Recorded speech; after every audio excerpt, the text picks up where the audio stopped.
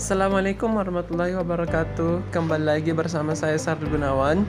Pada video kali ini kita akan membahas mengenai stabilitas sistem keuangan dan stabilitas moneter. Teman-teman udah pada tahu nggak yang namanya stabilitas sistem keuangan itu apa? Jadi menurut Seprilina Maski dan Hosaini tahun 2016, kestabilan sistem keuangan merupakan syarat dalam mewujudkan stabilitas kebijakan moneter. Bank Indonesia mengimplementasikan kebijakan moneter melalui berbagai instrumen kebijakan moneter seperti jumlah uang beredar dan tingkat bunga guna mewujudkan stabilitas kebijakan moneter yang stabil. Agar pelaksanaan implementasi dari instrumen-instrumen tersebut tepat sasaran, maka dibutuhkan jalur kebijakan moneter, yaitu Inflation Targeting Framework atau ITF. Selanjutnya yaitu pentingnya sistem stabilitas keuangan dalam sistem perekonomian.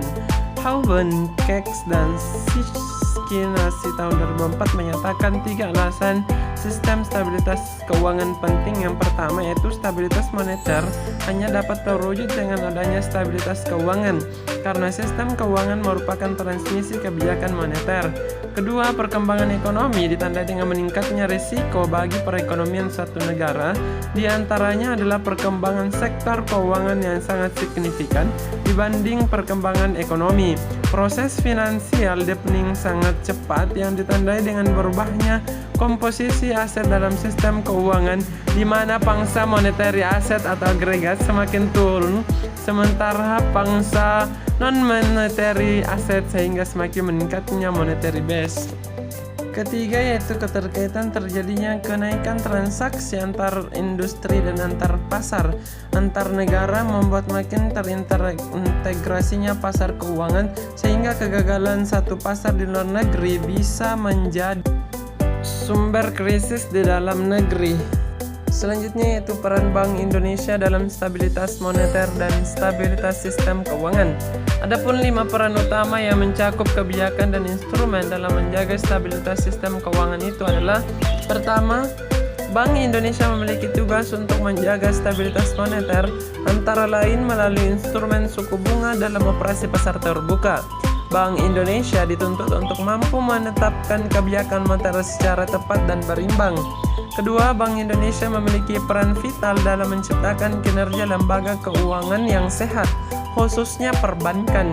Penciptaan kinerja lembaga perbankan seperti itu dilakukan melalui mekanisme pengawasan dan regulasi. Ketiga yaitu Bank Indonesia memiliki kewenangan untuk mengatur dan menjaga kelancaran sistem pembayaran. 4. Melalui fungsinya dalam riset dan pemantauan, Bank Indonesia dapat mengakses informasi-informasi yang dinilai mengancam stabilitas keuangan. Melalui pemantauan secara makroprudensial, Bank Indonesia dapat memonitor kerentanan sektor keuangan dan mendeteksi potensi kejutan atau potensial shock yang berdampak pada stabilitas sistem keuangan. Yang terakhir yaitu Bank Indonesia memiliki fungsi sebagai jaring pengaman sistem keuangan melalui fungsi bank sentral sebagai LOLR. Materi terakhir yaitu peran bank syariah dalam stabilitas sistem keuangan nasional. Perkembangan bank syariah nasional memperlihatkan adanya potensi yang besar akan perkembangan perbankan syariah di Indonesia.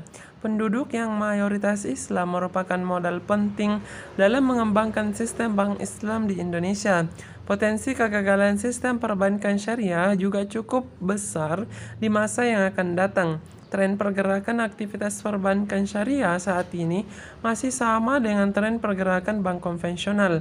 Peran perbankan sangat penting bagi kestabilan sistem keuangan. Pengalaman krisis global yang terjadi dalam beberapa tahun terakhir disebabkan oleh ketidakstabilan sistem keuangan yang diciptakan oleh lembaga perbankan